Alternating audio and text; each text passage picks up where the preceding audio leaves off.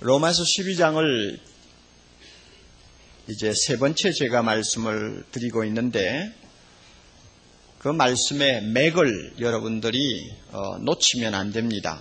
다시 말하면 내용의 흐름을 마음에 꼭 기억하시고 시간 말씀을 들으셔야 합니다. 예수를 믿으면 우리는 구원받는다고 합니다. 구원받은 사람은 영혼만이 구원받는 것이 아니고 우리의 몸까지도 구원받았다고 했습니다. 몸이 구원받았으니까 몸이 활동하는 모든 생활 영역도 하나님이 기뻐하는 거룩한 산제사를 드릴 수 있는 제단이 되어야 하고 제사의 영역이 되어야 한다고 했습니다. 하나님 앞에 참 산제사를 드린다는 것이 무엇입니까? 이웃을 위하고 하나님을 위하는 봉사라고 제가 말씀드렸습니다. 어디서부터 봉사할 것입니까? 우선 먼저 교회 안에서부터 봉사해야 된다고 했습니다. 교회는 주님의 몸인 동시에 우리의 몸입니다. 그러므로 가장 가까운 형제들을 위해서 섬기고 봉사하지 아니하면 세상에서 섬긴다는 말은 거짓말이 되기 쉽습니다. 이 일을 하도록 하기 위해서 성령께서는 우리 각자에게 다양하게 은사를 한두 가지씩 다 주셨습니다. 형제를 섬기고 교회를 봉사하기에 필요한 재능도 주셨고 능력도 주셨다는 말입니다. 그러므로 각자가 자기 받은 은사대로 겸손하게 형제를 섬겨야 합니다. 형제를 섬기는 것이 하나님을 섬기는 것입니다. 이것이 지난 시간까지 제가 말씀드린 요지입니다. 그러면 이 시간에는 교회 안에서부터 봉사를 해야 합니다. 그러기 위해서 우리가 꼭 따라야 될 4가지 법칙이 있다는 것을 말씀드리려고 합니다. 법칙이라고 해도 좋고 기본적인 원리라고 해도 좋습니다. 봉사라고 해서 다 좋은 것이 아닙니다. 봉사라고 해서 다 유익한 것이 아닙니다. 운동장에서 뛴다고 다 경주가 되는 것은 아니지 않습니까? 법칙대로 뛰어야 경주가 되듯이 교회 안에서 형제를 위하고 주님을 위해서 우리가 열심히 아침부터 저녁까지 봉사한다고 해서 그게 다 봉사가 아니란 말입니다. 하나님이 성경 말씀을 통해서 가르쳐준 법칙대로 원리대로 봉사해야 비로소 그것이 봉사가 되는 것입니다. 현실적으로 보아서 교회마다 크고 작은 시험들이 많이 있습니다. 어떤 교회는 사람의 힘으로 수습할 수 없는 어려운 일을 자주 당하는 것을 봅니다. 그런 교회들을 살펴보면 교회 안에서 충성스럽게 봉사하는 사람들이 없어서 교회가 그렇게 어려워지는가? 그것이 아니더라는 말입니다. 봉사하는 사람은 교회마다 다 있어요. 수가 좋고 많고의 차이는 있을지 모르지만 아침부터 저녁까지 교회에서 형제들을 위해서 뛰고 자기 재물 바치고 시간 바치고 정력 바쳐서 열심히 봉사하는 사람들이 있어요. 있는데 왜 교회가 어려움을 당합니까?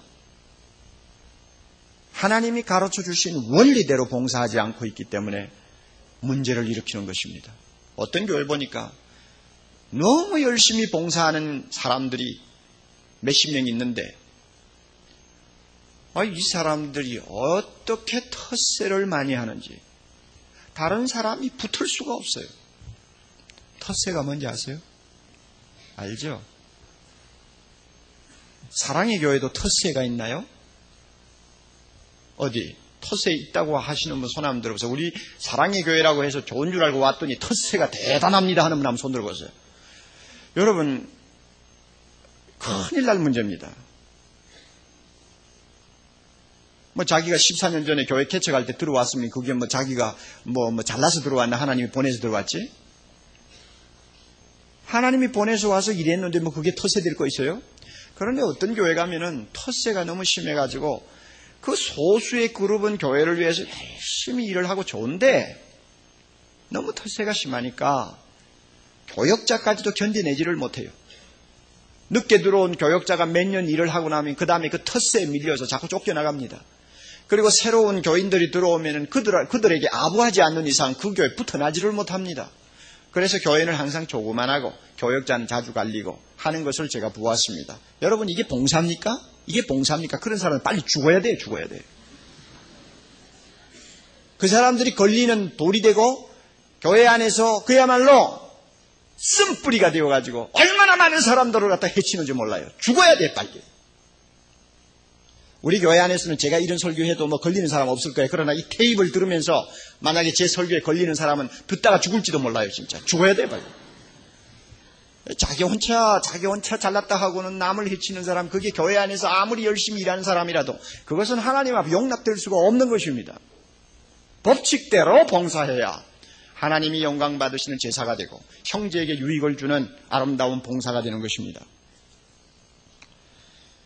본문을 보면은 우리가 교회 안에서 봉사하기 위해서 꼭 명심하고 지켜야 될 원리를 몇 가지 이야기합니다. 하나하나 뜯어보면 12가지 정도가 나옵니다만은 그것을 간결하게 성격상 비슷비슷한 것을 묶어버리면 4가지 원리로 요약할 수가 있습니다. 좀 기억하기 쉽도록 하기 위해서 제가 이렇게 먼저 4가지를 말씀드립니다. 사랑으로 봉사하라. 둘째로 열심히 봉사하라. 셋째로 어려워도 봉사하라. 넷째로 나누면서 봉사하라. 기억하셨죠? 사랑으로, 열심으로, 어려워도 나누면서 봉사하라. 이 원리, 중요한 원리입니다. 자, 다시 한번 해볼까요? 첫째, 사랑으로 봉사하라, 열심히 봉사하라, 어려워도 봉사하라, 나누면서 봉사하라. 한 가지씩 말씀을 근거해서 우리가 생각하면서 우리 자신은 바로 하고 있는가를 돌이켜보고 성령의 인도하심과 성령의 은혜로 말미암아 우리의 부족한 부분들을 다시 이 시간 보완하고 또 그렇게 말씀대로 봉사하는 사람 되도록 은혜 받는 시간 되기를 바랍니다. 첫째로 사랑으로 봉사하라. 9절 10절을 봅니다. 사랑엔 거짓이 없나니 악을 미워하고 선에 속하라. 이번 주에 우리 모두가 가지고 가서 마음에 묵상하고 외워야 될 성경 구절입니다. 대단히 중요한 말씀입니다. 사랑으로 봉사하라. 이 말씀에서 우리가 배울 수 있는 사랑의 중요한 요소들이 몇 가지 들어있습니다. 사랑은 진실해야 한다는 것입니다. 거짓이 숨어 있으면 안 돼요. 진실해야 합니다. 연극을 하듯이 우리는 사랑을 할 수가 없습니다. 진실해야 합니다. 선반사랑이라는 말 들어보셨습니까? 선반 위에 뭐가 얹혀 있어요. 참 굉장히 귀한 것이 있어요. 저것을 어떻게 하면 내 것으로 만들까 하고 생각하는 사람은 그것을 손에 넣기 위해서 마음에도 없는 아양을 떨기도 하고 마음에도 없는 행동을 합니다. 그게 선반에 자기 눈에 드는 걸 손에 넣겠다는 계산을 가지고 움직이는 사람의 행동이죠. 사랑도 선반사랑을 할 수가 있어요. 무엇인가 나에게 유익이 있겠다. 또 무엇인가 나에게 이렇게 하면 좋은 것이 들어오겠다 하는 것을 미리 계산하고 사랑을 하는 사람입니다. 벌써 그것은 위선자입니다. 벌써 그것은 거짓된 사랑입니다. 그런 사랑 하지 말라 그 말입니다. 진실한 사랑은 악을 미워하는 것입니다. 악한 것을 미워한다. 왜 그렇습니까? 내 마음에 악을 가지고 형제를 대하면 그것은 반드시 형제를 해하게 되어 있습니다. 악한 마음은 다른 데 가지 않습니다. 형제를 해하는데 사용되는 것입니다. 마음에 악한 생각을 가지고 형제에게 사랑하듯이 우리가 행동을 한다면 겉으로는 금방 표가 나지 아니할지 모르지만 시간이 지나면서 내 마음에 숨어있던 악이 언젠가는 형제를 해치게 되고 형제를 잘못된 곳으로 끌고 가게 됩니다. 그러므로 진정한 사랑은 마음에 악을 가지고 있으면 안 됩니다. 악을 미워해야 합니다. 형제를 해칠 수 있는 것은 무엇이든지 미워해야 합니다. 그리고 그 대신 우리는 선을 추구해야 합니다. 형제에게 유익이 될 수 있는 선이라면 나 자신을 희생하고라도 그 선을 따르려고 하는 마음이 있어야 됩니다. 여기서 선에 속하라 하는 말은, 속하라는 말은 사실 번역상 좀 표현이 힘이 없습니다. 선에 매달리라 하는 뜻입니다. 매달려라. 선한 의도, 선한 감정, 선한 목적, 선한 동기가 없이는 진실로 사랑할 수가 없습니다. 그리고 10절에 가서 형제를 사랑하며 서로 우애하라고 합니다. 교회 안에서 모든 형제들은 한 형제의식을 가져야 됩니다. 교회를 오래 다닌 분이나 이제 갓 들어온 분이나 우리가 안면이 있는 분이나 없는 분이나 가리지 말고 일단 예수 믿는 사람으로서 사랑의 교회에 소속이 되었으면 우리는 형제라고 하는 뜨거운 마음을 가져야 됩니다. 그래야만이 사랑을 할 수가 있습니다. 동시에 형제들을 대할 때마다 인간적인 어떤 조건을 가지고 멸시하면 안 됩니다. 서로 존경하기를 먼저 하라고 했습니다. 서로 존경하기를 먼저 하라. 여러분, 그런데 우리가 이런 교훈대로 살지 못하는 게 문제죠. 예? 우리 중에 80~90%는요, 사람을 대할 때 인간적인 조건을 가지고 구별을 합니다. 구별을 하고 자기보다도 좀 모든 면에서 뒤떨어졌다 하면 무조건 얕잡아 보려고 합니다. 얼마나 인간의 마음이 고약한지 정말로 생각만 하면 끔찍할 정도입니다. 뭐가 잘났다고 그렇게 고약한 생각을 가지는지 모르겠어요. 교회 안에서는 그렇게 해서는 안 됩니다. 어떤 인간적인 조건 가지고 멸시하지 말라. 누구든지 남을 나보다 먼저 높게 여기고 존경하라고 했습니다. 이것이 진실한 사랑입니다. 그리스도인은 사랑 없이는 아무것도 하지 말아야 합니다.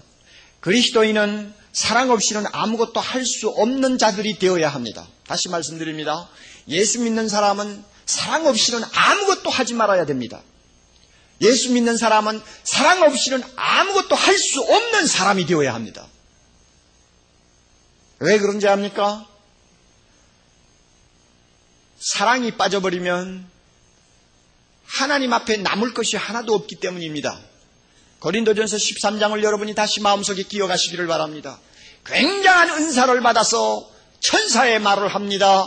굉장한 은사를 받아 성경의 비밀을 알리고 많은 사람에게 성경을 풀어 가르칩니다. 굉장한 은사를 받았습니다. 자기 자신의 가진 재물을 털어서 수많은 가난한 자들을 구제합니다. 그러나 사랑이 없으면 아무것도 아니요.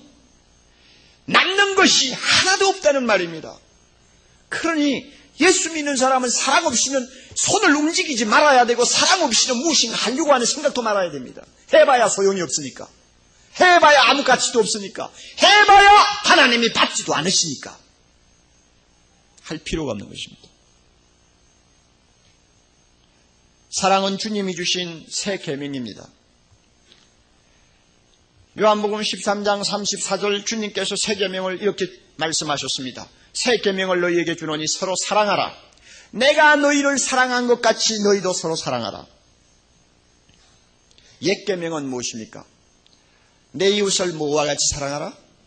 내 몸과 같이 사랑하라. 새 계명과 옛 계명의 차이를 아시나요? 이 세상에 태어난 사람치고 본능적으로 자기 몸을 사랑하지 아니하는 사람은 아무도 없습니다. 자기 몸은 누구나 다 사랑합니다. 한 사람도 예외가 없습니다. 그러므로 내 이웃을 내 몸과 같이 사랑하라 하는 옛 계명은 그 사랑의 뿌리가 어떻게 보면 본능에 있는지도 모릅니다. 내가 본능적으로 내 몸을 참 사랑하지, 내 이웃을 그 정도는 사랑해야지. 세상 사람 다 그렇게 사랑하지 못하더라도 교회 안에서만은 옆에 있는 형제를 그 정도는 사랑해야지 하는 것이 옛 계명입니다. 그러나 주님은 새 계명을 주셨습니다.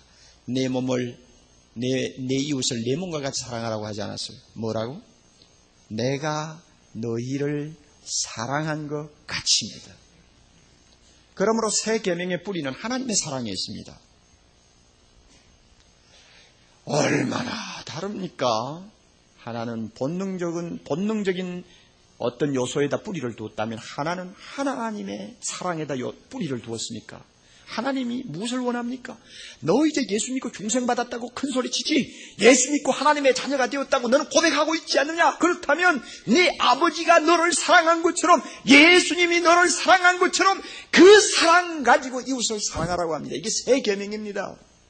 그러니 우리가 얼마나 가슴이 떨립니까? 왜? 정말 우리가 그렇게 사랑할 수 있는지조차도 상상을 못할 만큼 우리는 연약한 존재이기 때문에 그렇습니다. 우리의 기준은 내 몸같이 사랑하는 것 아닙니다. 하나님이 나를 사랑하신 것 같이 사랑하는 것입니다. 이렇게 높은 차원의 사랑을 하나님이 요구하시기 때문에 그 사랑에 미달되면 하나님은 무조건 멸시해버립니다. 무슨 일을 해도 그 사랑이 빠져 있으면 하나님께서는 점수를 주지 않습니다. 자, 이게 얼마나 우리가 무거운 위치에 있다는 것을 여러분이 아시지 않습니까? 또 하나 중요한 문제가 있습니다. 사랑하지 못하는 사람을 놓고 구원받았다고 할 수 있겠는가 하는 의문을 한번 제기해 볼 만합니다.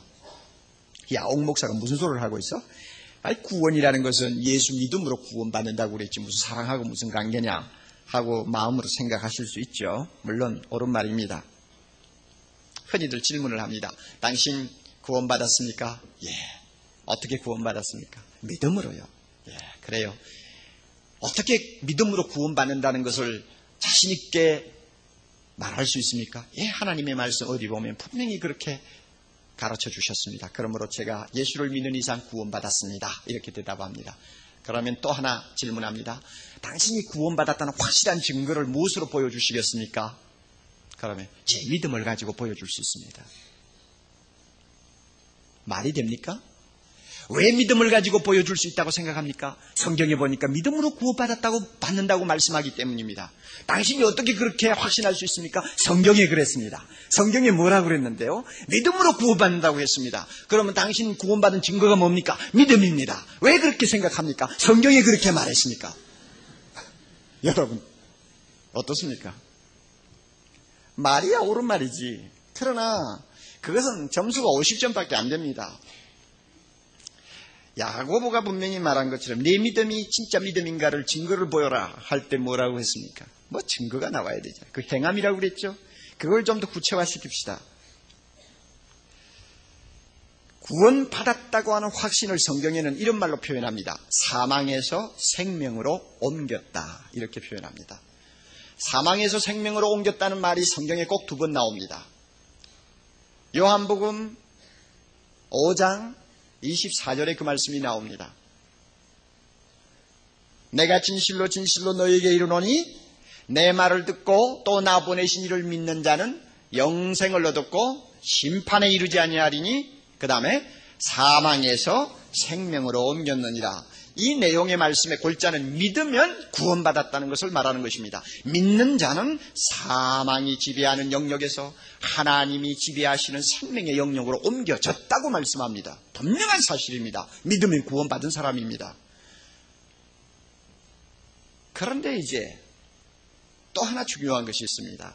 사망에서 생명으로 옮겼느니라 하는 말씀이 다른데 또 하나 나오는데 요한 1서 3장 14절입니다. 참 무서운 말씀이 나옵니다. 들으세요. 우리가 형제를 사랑함으로 사망에서 옮겨 생명으로 들어간 줄을 알거니와 그 다음에 따라하십시오. 사랑치 아니하는 자는 사망에 거하느니라. 여기는 무슨 말씀입니까? 아무리 내가 믿음으로 구원받았다 떠들어도 네가 사랑하지 않는다면 너는 구원받은 사람이 아니고 아직도 사망의 자리에 그대로 있는 사람이다. 내가 구원받았다는 사실을 증거하고 싶으냐? 그러면 사랑하라. 사랑하면 너는 분명히 사망에서 생명으로 옮긴 사람이다 하는 말씀입니다. 그러니까 요한복음 5장 24절하고 요한 1서 3장 14절을 같이 묶어놓고 생각을 해야 돼요. 하나만 알면 안 됩니다. 믿음은 예수를 믿는 자는 분명히 사망에서 생명을 옮겼습니다. 동시에 그와 같이 사망에서 생명을 옮긴 사람은 반드시 구원받았기 때문에 그 증거로 뭐합니까? 사랑합니다. 그렇게 돼 있어요.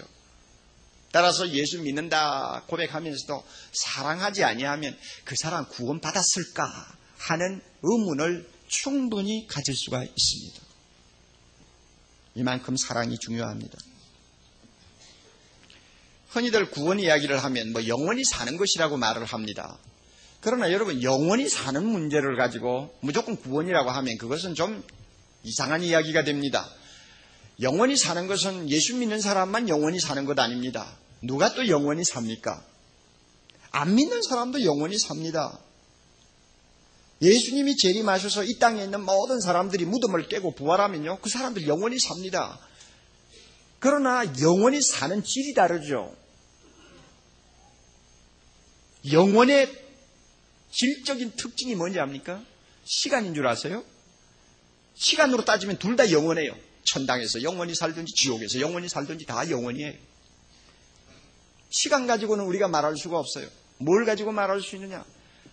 영혼의 질을 가지고 논해야 됩니다. 영혼의 질을 결정하는 것은 사랑입니다.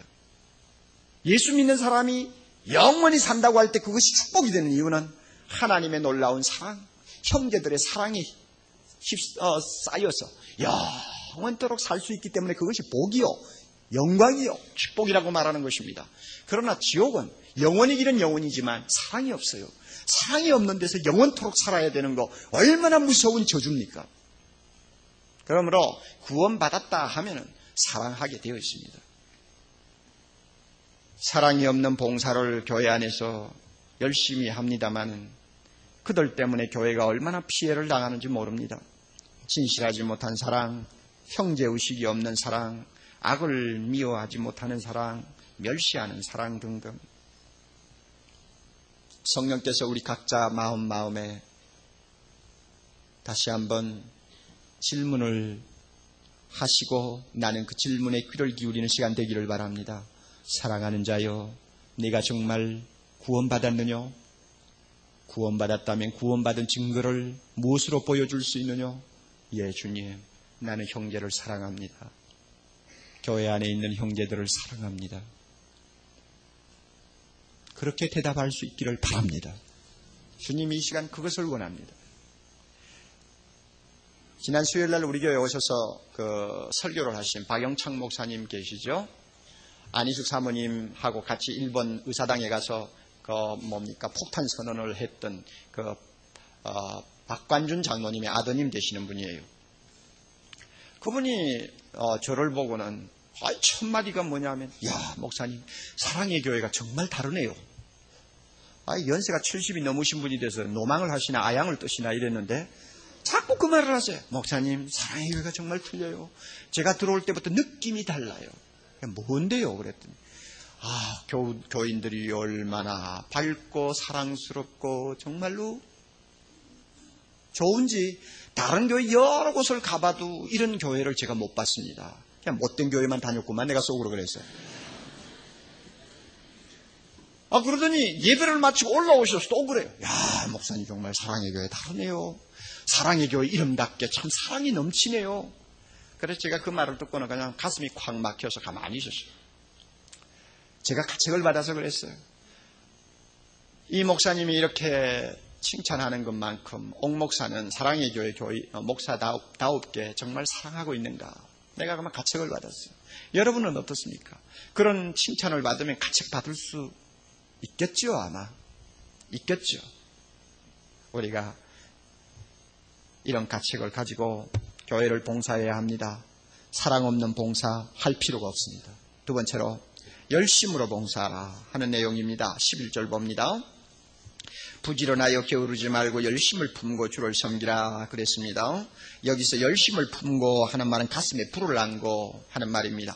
또 좀 신학적으로 표현하자면 성령이 충만하여 가슴이 뜨거워서 하는 그런 의미를 담고 있습니다. 그리스도인은 자기 뼈속에 불을 가진 사람이라고 표현한 사람이 있습니다. 뜨거운 열정은 은혜 받은 사람의 특징이요, 또 뜨거운 열심은 기독교에 빼놓을 수 없는 하나의 공통된 특성이라고 말할 수가 있습니다.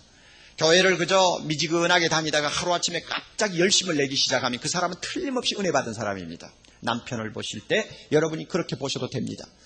열심 내면 은혜 받은 사람입니다. 열심히 식어지면 그 사람은 은혜에서 떨어지는 사람입니다. 그만큼 우리 기독교의 신앙하고 열심은 떼놓을 수가 없는 것입니다.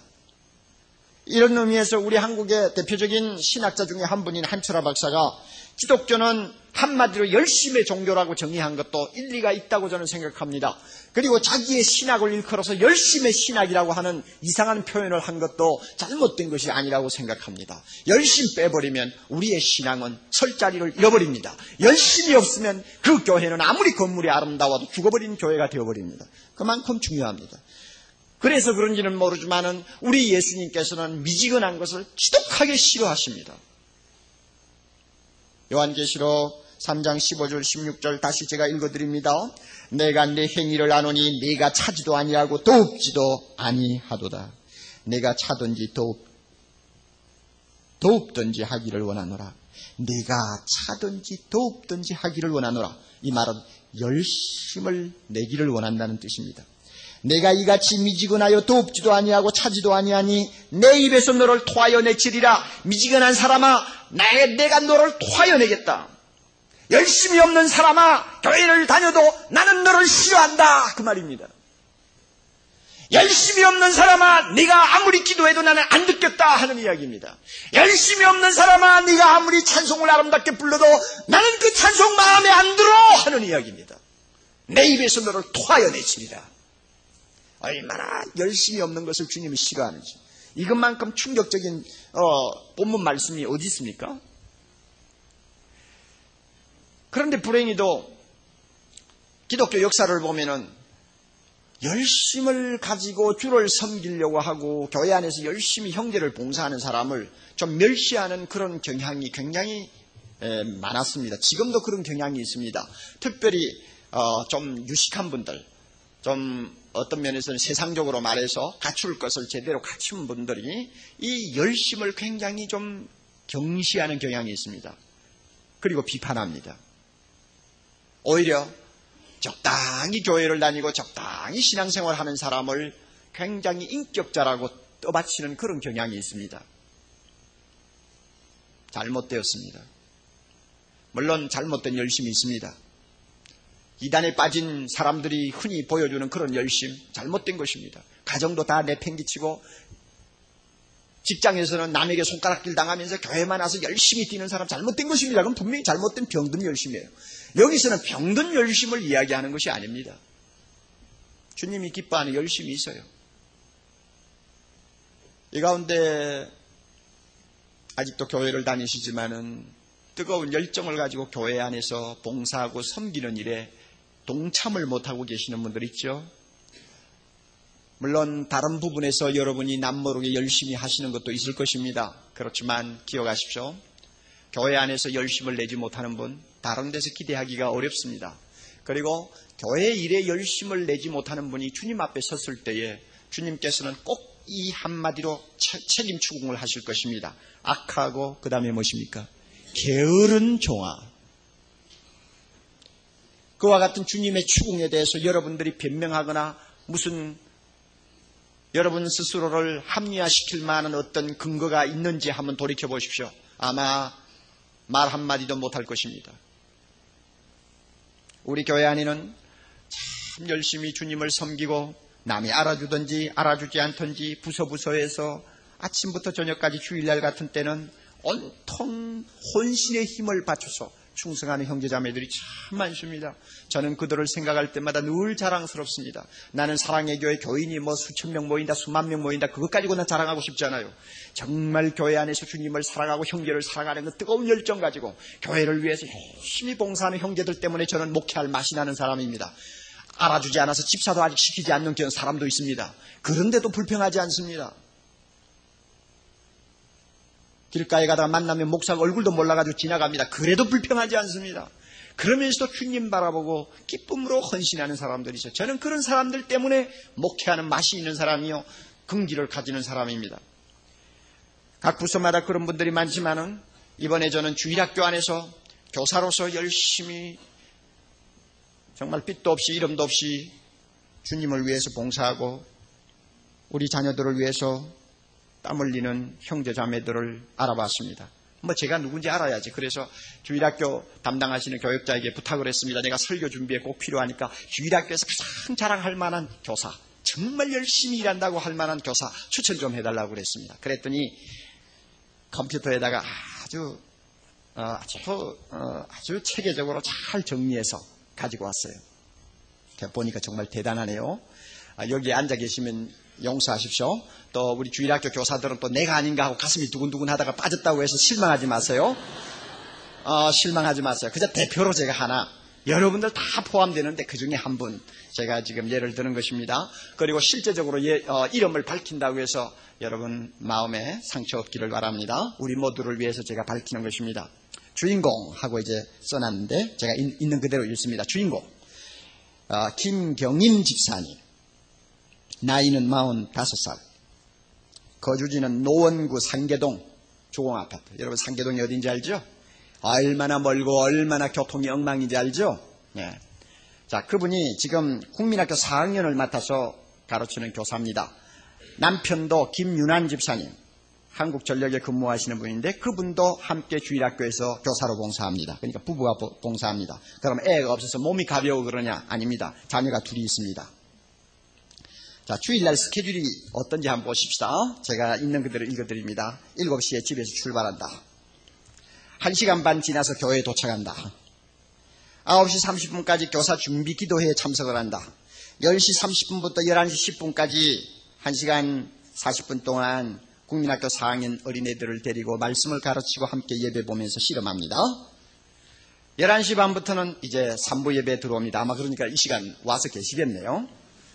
그리고 예배 끝나고 나면 1시부터 2시까지 점심을 하고 2시부터 3시까지는 교사 중보 기도회에 참여를 합니다. 그리고 기도회가 끝나고 나면 4시부터 6시까지 2시간 동안 어린이 제자 훈련을 지도합니다. 그리고 집에는 언제 들어가느냐? 남편은 애들 때문에 조금 먼저 가고 부인은 8시쯤 돼서 집에 도착합니다. 누구를 위해서 종은 울리나? 여러분, 누구를 위해 종을 칩니까 지금? 돈벌이를 위해서 그럽니까? 뭐 자기 자식 교육을 위해서 그럽니까? 무슨 진급을 위해서 그럽니까? 뭘 위해서 종을 치고 있습니까? 이 사람들 부부가 다 누구를 위해서? 대답하세요. 왜 이래요? 누구를 위해서? 뭐 예수님이야? 그렇게 멀리 생각하지 말라고요. 뭐 그렇게 고상하게 생각하지 말고 좀 가깝게 이야기하자고. 누구를 위해서? 우리 자식들 위해서 그러지 않습니까? 우리 자식들 위해서. 우리 자식을 위해서 주일날 교역자보다도 더 시간 바치고 정력 바치고 저녁에 가면 얼마나 피곤하겠어요. 그리고는 그 다음날 또 남자는 또 직장에 나가야 되고 얼마나 시달리겠어요. 그럼에도 불구하고 그와 같이 열심히 뛰는 이유가 어디 있느냐? 주님께서 말씀하셨어요. 봉사하려면 열심히 하라 그것입니다. 그 말씀에 순종하는 것입니다. 우리 모두가 이와 같은 아름다운 열심을 본받아야 되겠습니다. 세 번째로는 어려워도 봉사하라. 12절을 봅니다. 소망 중에 즐거워하며 환난 중에 참으며 기도에 항상 힘쓰며. 현실적으로 보아서 뭐 기대할 만한 것이 전혀 없습니다. 이제는 앞에 있는 어떤 목표를 놓고 소망하면서 그것만 바라보고 즐거워할 수 있는 환경이 어떤 환경입니까? 굉장히 어려워진 환경이라고 말할 수 있습니다. 그리고 환난 중에 참으며 무엇인가 이를 악물고 참아야 되는 상황은 굉장히 짊어지기 어려운 십자가를 지고 있는 고통의 순간이라고 말할 수 있습니다. 이것을 우리는 환난이라고 말합니다. 그리고 평소에 별로 기도 안 하던 사람이 기도를 열심히 힘을 써서 해야 되고 문을 두들기듯이 정말 쾅쾅쾅쾅 두들기면서 기도해야 된다면 그것은 굉장히 어려운 시기에 어려운 처지에 빠졌다는 것을 이야기하는 것입니다.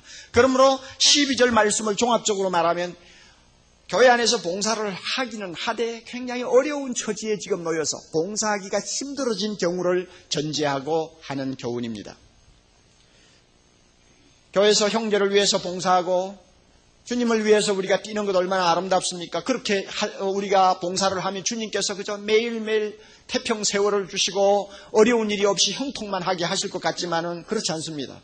이 세상에서 우리가 봉사를 하고 육신의 몸을 입고 봉사를 하기 때문에 자주자주 어려움이 일어날 수 있습니다. 어떤 때는 내 건강이 상합니다. 어떤 때는 너무너무 시간에 쫓기다가 보면 하던 일이 정상적으로 잘 안 돌아갈 때도 있습니다. 어떤 때는 가정에 어떤 우환이 일어날 수도 있습니다. 남에게 욕을 먹기도 합니다. 굉장히 어려운 때입니다. 그러면 이럴 때, 이 어려울 때 우리는 어떻게 해야 하느냐? 주님은 뭐라고 합니까? 그런 때일수록 기뻐하면서 봉사하고 그런 때일수록 인내하면서 봉사하고 그런 때일수록 기도를 더 힘쓰면서 봉사라고 합니다. 중단하면 안 된다고 그럽니다. 물론 건강이 나빠지면 쉬어야 합니다. 가정에 특별히 어려운 일이 생기면 우리는 하던 일을 멈추어야 합니다. 그것을 하지 말라는 말이 아닙니다. 단지 얼마든지 이길 수 있는 핑계를 가지고 너무 힘드니까 남에게 좋은 말 못 들으니까 그것 때문에 마음이 상해서 하던 일 그만두는 그런 바보 같은 짓 하지 말라 그 말입니다. 어려워도 해야 된다는 것입니다. 이 가운데서 순장하다 그만두신 분, 주일학교 교사하시다 그만두신 분, 성가대 하시다 그만두신 분 손 한번 들어보세요. 자, 여러분 무슨 핑계를 가지고 그만두셨나요? 여러분 중에 나는 은사가 없어서 그만둬야 되겠습니다. 아무리 잘하려고 해도 은사가 없어요. 그것은 좋은 핑계입니다. 그러면 자기가 받은 은사대로 봉사 영역을 바꾸어서 다시 시작해야 할 것입니다. 그러나 은사도 있고 여러 가지 있는데 남편이 요즘 애를 먹여서 계속 기분이 안 좋아서 그만뒀다. 그런 분 있어요? 밤마다 늦게 들어오고, 전에는 그렇게 다정한 남편이 요즘엔 쌀쌀 맞고, 이런 세상 뭐 때문에 살아? 에이, 뭐 주일학교 교사고 뭐고 다 집어치워. 하고는 그만두신 분이 있어요? 여러분, 성경 말씀 어긴 것입니다. 그런 조건 가지고 여러분이 봉사를 그만두는 것은 주님 앞에 절대 핑계가 될 수가 없습니다. 우리 가운데서 주님 앞에 내놓을 만한 핑계가 되지 못하는 사소한 구실을 가지고 힘들다고 하던 봉사 그만두신 분, 이번 여름 끝나고 나서 다시 출발하시기를, 다시 시작하시기를 정말 주님의 이름으로 축원합니다. 아멘. 그리고 아직도 이와 같은 봉사에 직접 동참하지 못하신 분들, 곰곰이 생각하시고 이런 식으로 내가 교회 생활하고 끝낼 것이냐, 그렇게 여러분 생각해 보세요. 주님은 마음에서 아니야, 너 그래서는 안 돼, 세월 그렇게 해가 보내면 안 돼 하고 대답할 것입니다. 그러므로 여러분이 관심을 갖는 영역에 어디든지 자원해서 봉사할 수 있는 은혜가 있기를 바랍니다. 끝으로 나누면서 봉사하라고 합니다. 13절 봅니다. 성도들의 쓸 것을 공급하며 손대접하기를 힘쓰라. 이 로마서를 쓰던 당시만 해도 예수를 믿는 사람들의 대부분이 극빈자였다고 합니다. 얼마나 생활이 어려웠는지 모릅니다. 제가 아주 국민학교 어릴 때만 해도 그래요. 예수 믿는 사람 대부분이 가난했어요. 그러므로 이 가난하니까 물질적인 면에서는 늘 여유가 없습니다. 쫓깁니다. 그런데 갑자기 손님들이 찾아와요. 로마 시대나 제가 어릴 때나 여러분 예수 믿는 사람들이 어떤 곳에 여행을 하면은 찾아갈 곳이 교회 다니는 사람밖에 없습니다. 저는 어느 교회 다니는데요. 오늘 밤 여기서 좀 잘 수 있습니까? 하고 들어옵니다. 호텔로 갑니까? 장을 갑니까? 호텔 장을 갈 애도 없고요. 여유가 없으니까 예수 믿는 사람끼리 찾아다니는 노래밖에 없습니다. 그리고 전도하기 위해서 사방으로 돌아다니는 사람들이 전부 예수 믿는다고 찾아옵니다. 그러니까 이 당시에 교인들이 손님 대접하는 이것이 얼마나 어려운 문제였는지 모릅니다. 이것 때문에 아마 시험 받고 뒤로 넘어진 사람들도 꽤 많았으리라고 생각합니다. 굉장히 어려운 문제입니다. 자기들이 먹던 것을 나누어 먹어야 되고 잠자리를 같이 해야 됩니다. 이부자리를 같이 덮어야 됩니다. 얼마나 어렵겠어. 그것도 한두 번이 아니고 사흘이 멀다 하고 사람들이 찾아오는 이 어려운 상황, 이런 상황에서 진정 형제를 위하고 주님을 위하려고 하면 얼굴 찡그리지 말고 자기 가진 것을 나누어서 봉사하라는 말씀입니다. 요즘이야 이렇게 믿는다고 해서 무조건 찾아가서 폐를 끼치는 사람 별로 없지 않습니까? 그러나 원칙은 마찬가지입니다. 지금도 우리가 진정 교회 안에서 형제를 위해서 봉사하려면 내가 가진 물질 나누어 주면서 해야 됩니다. 아이고 배고프시겠네요. 오늘 저녁에 가서 좀 많이 드세요. 아이고 날씨가 참 덥네요. 집에 가시면 좀 선풍기라도 틀든지 에어컨을 좀 트시지요. 왜 그렇게 요즘 살이 비둥비둥 찌세요? 건강식품이 얼마나 많이 나오는데 좀 사잡수지죠. 여러분 말만 그렇게 해보세요. 그게 얼마나 삐쩍은 개살구입니까? 그래서는 안 된단 말입니다. 지난번 우리 집을 여러분이 보셨으니까 아시겠죠? 여기에 해당되는 당자들이 나와 계시면 참 용서하시기 바랍니다. 우리 모두가 좀 은혜를 받기 위해서 잠깐 인용하는 것이니까 양해해 주시면 좋겠습니다.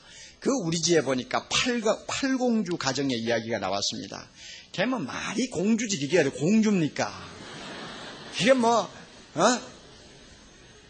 딸 낳아가지고 그 다음에 아들 놓을까 싶어서 또 낳고 보니 또 딸이고 또 낳고 보니 또 딸이고 이래가지고 할 수 없이 낳다 보니까 8가지 낳았다는 이야기인데 우리가 좋게 봐서 공주지. 자, 그 가정 여러분 보셨죠? 아버지는 어떤 회사인지 아파트인지 모르지만은 수의를 하고 계시고 수의 봉급 안 하지 않습니까? 그러지. 어머니는 자식들 키우느라고 지금도 봉제 공장인지 어디 나가서 왕구 공장인지 나가서 아침부터 저녁까지 손이 그냥 굳은 살이 박힐 정도로 일을 하고 있습니다. 그리고 딸 둘이 시집가고 나머지 6 남았는데 지금 이 애들이 똑똑해가지고 공부를 하려고 하니까 공부하자 그 다음에 자기 손수 벌어서 좀 하자 하니까 얼마나 빠듯빠듯하겠어요. 그런데 이 망할 놈의 세상이 말이죠. 가난한 사람들이 열심히 저 성남 저 고지대 비탈에서 오막집 같은 데서 방 2개 가지고 8식구가 살아서 열심히 저축하고 저축해서 한 100만 원 만들어 놓으면 주인은 전세를 1000만 원 올린다 그 말입니다. 이 망할 놈은 세상 아닙니까? 그러니 가난한 사람들이 무슨 재주로 그걸 메꾸고 나가겠어요? 자, 그런 기사가 우리 집에 나왔어요. 뭐 그 가정이 도움받기 위해서 그런 기사 쓴 건 절대 아닙니다. 자, 기사가 나왔어. 그런데 여러분들이 그 기사를 집에 가서 에어컨을 틀어놓고 보면서 야, 이 좀 봐. 딸이 8이래, 딸이. 야, 참 대단하지, 그지? 아유, 그 엄마가 얼마나 힘들었을까. 그리고는 탁 집어 던지고 야, 수박 좀 가지고 와 먹자. 자, 여러분이 만약에 이런 식으로 반응을 보였다면 정말 슬픈 이야기입니다. 정말 슬픈 이야기입니다. 우리 교회 안에서는 그런 분이 한 분도 없으시리라고 생각합니다. 내 사랑하는 이웃이 당하는 고통, 열심히 일하고 일해도 감당할 수 있는 어려운 이 상황 속에 그들이 얼마나 괴로워할까 하는 것을 여러분이 마음속에 놓고 생각해 보셨어요? 너무나 감사하게도 자기 자신이 자기 자신도 별로 풍족하지도 않는데도 그래도 우리 몇 분들이 돈을 모아가지고 꽤 많은 액수를 가지고 그 가정을 도와줄 수가 있어서 제가 마음이 편하네요. 자기 복대뼈에 있는 것은 꽉 쥐고 내놓지 않으면서 사랑 남을 섬긴다 그 말을 어떻게 할 수 있습니까? 교회 안에서 그런 식으로 살면서 어떻게 세상에서 우리가 빛과 소금이 될 수 있느냐 말입니다. 벤 다이크라고 하는 분이 쓴 대저택이라고 하는 소설이 있습니다. 한번 들어봅시다. 소설입니다. 꾸며낸 이야기입니다. 그러나 굉장히 우리에게는 무엇인가 주는 말이 있어요. 어떤 큰 갑부가, 요사이 말하면 재벌이, 어떻게 참 운이 좋아가지고 예수 믿고 천당을 들어갔습니다.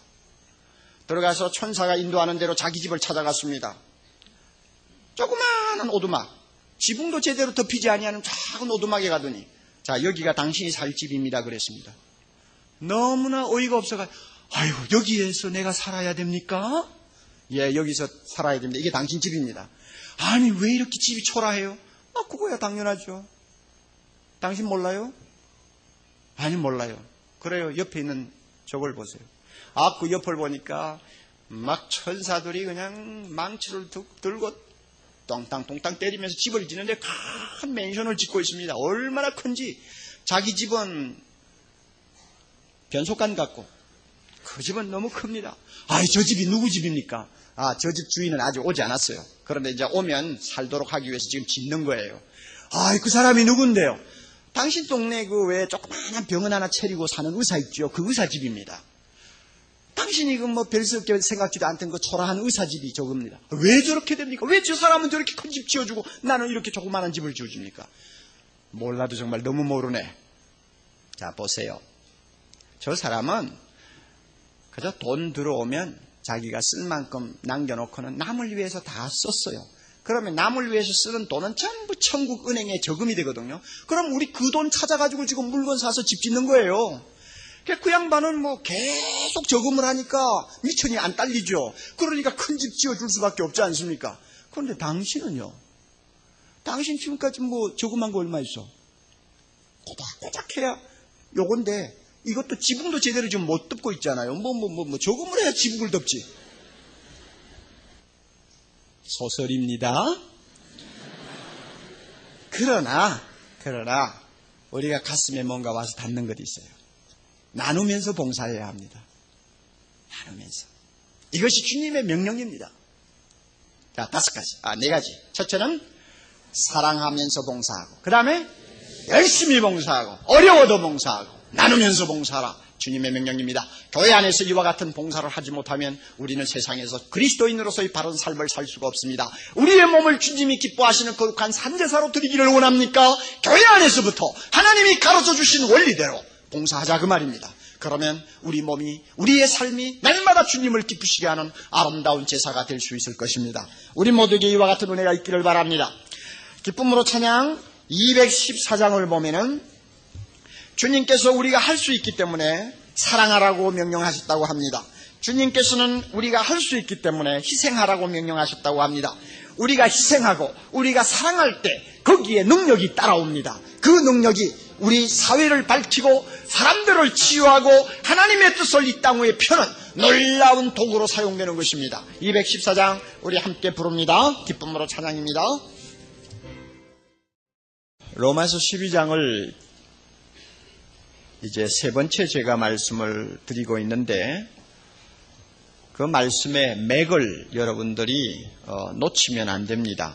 다시 말하면 내용의 흐름을 마음에 꼭 기억하시고 시간 말씀을 들으셔야 합니다. 예수를 믿으면 우리는 구원받는다고 합니다. 구원받은 사람은 영혼만이 구원받는 것이 아니고 우리의 몸까지도 구원받았다고 했습니다.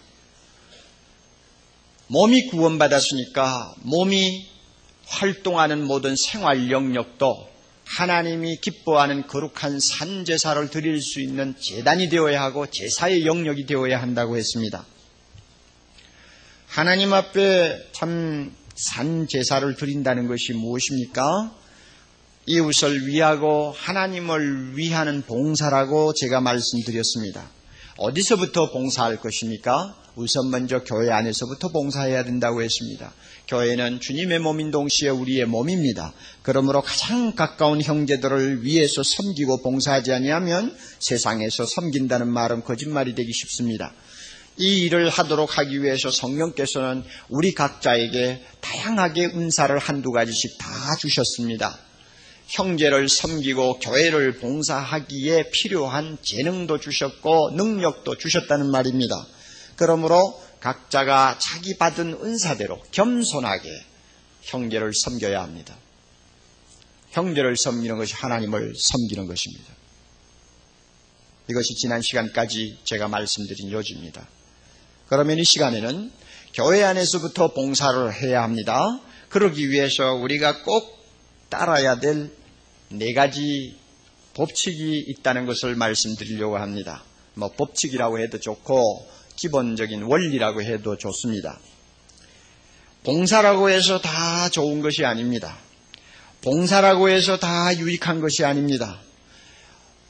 운동장에서 뛴다고 다 경주가 되는 것은 아니지 않습니까? 법칙대로 뛰어야 경주가 되듯이 교회 안에서 형제를 위하고 주님을 위해서 우리가 열심히 아침부터 저녁까지 봉사한다고 해서 그게 다 봉사가 아니란 말입니다.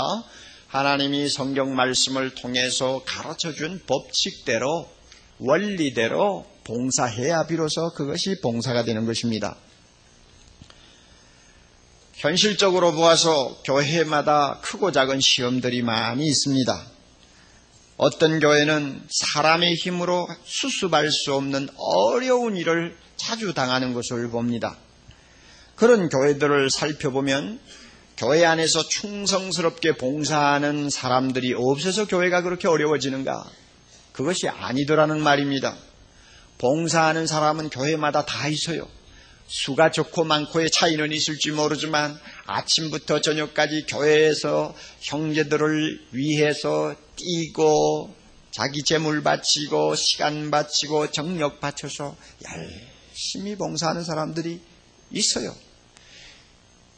있는데 왜 교회가 어려움을 당합니까? 하나님이 가르쳐 주신 원리대로 봉사하지 않고 있기 때문에 문제를 일으키는 것입니다. 어떤 교회를 보니까 너무 열심히 봉사하는 사람들이 몇십 명 있는데 이 사람들이 어떻게 텃세를 많이 하는지 다른 사람이 붙을 수가 없어요. 텃세가 뭔지 아세요? 알죠? 사랑의 교회도 텃세가 있나요? 어디? 텃세 있다고 하시는 분 손 한번 들어보세요. 우리 사랑의 교회라고 해서 좋은 줄 알고 왔더니 텃세가 대단합니다 하는 분 한번 손 들어보세요. 여러분, 큰일 날 문제입니다. 자기가 14년 전에 교회 개척할 때 들어왔으면 그게 자기가 잘나서 들어왔나 하나님이 보내서 들어왔지? 하나님이 보내서 와서 일했는데 그게 텃세 될 거 있어요? 그런데 어떤 교회 가면은 텃세가 너무 심해가지고 그 소수의 그룹은 교회를 위해서 열심히 일을 하고 좋은데 너무 텃세가 심하니까 교역자까지도 견뎌내지를 못해요. 늦게 들어온 교역자가 몇 년 일을 하고 나면 그 다음에 그 텃세에 밀려서 자꾸 쫓겨나갑니다. 그리고 새로운 교인들이 들어오면 그들에게 아부하지 않는 이상 그 교회에 붙어나지를 못합니다. 그래서 교회는 항상 조그만하고 교역자는 자주 갈리고 하는 것을 제가 보았습니다. 여러분, 이게 봉사입니까? 이게 봉사입니까? 그런 사람은 빨리 죽어야 돼요. 죽어야 돼요. 그 사람들이 걸리는 돌이 되고 교회 안에서 그야말로